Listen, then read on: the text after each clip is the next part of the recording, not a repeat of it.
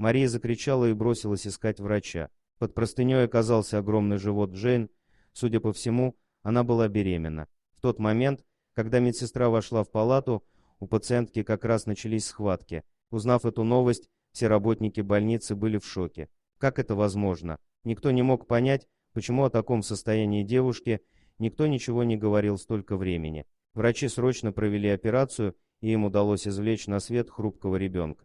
Несмотря на небольшой вес малышки и ее слабое состояние, прогнозы были вполне оптимистичны. Когда прошло первое потрясение, Мария, ни секунды не сомневаясь, связалась с полицией, так как было очевидно, что какой-то негодяй воспользовался беспомощным состоянием Джейн. Власти немедленно начали расследование, и об этом случае вскоре узнала общественность. История вызвала невероятную реакцию. Испуганные всей этой ситуацией и общественным резонансом, руководство клиники решило отключить пациентку от систем жизнеобеспечения, а ее ребенка, о котором пока заботилась Мария, передать соцслужбам. Это было несложно сделать, так как мать девушки уже умерла, а отец еще несколько лет назад ушел из семьи и уехал в другой город. Затраты на поддержание жизнедеятельности девушки к этому времени возлагались в основном на больницу и сотрудников, которые все так же несколько раз в год собирали деньги. Узнав о решении отключить девушку, Мария стала резко возражать, а потом,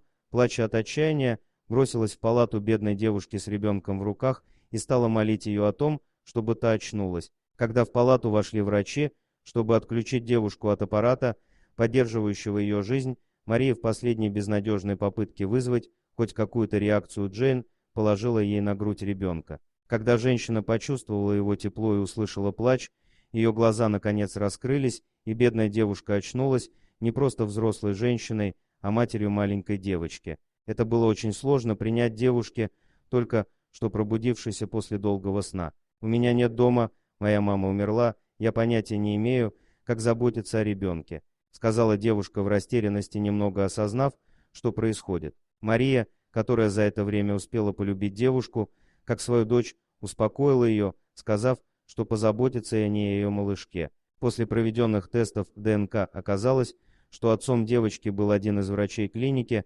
который больше всех денег жертвовал на то, чтобы поддерживать жизнь девушки в больнице. Он пытался откупиться, используя свои огромные связи и деньги, но благодаря Марии, которая ни на минуту не сдавалась, требуя справедливости, он получил срок, а его семье пришлось выделить приличное содержание для Джейн, чтобы она и ее ребенок ни в чем не нуждались.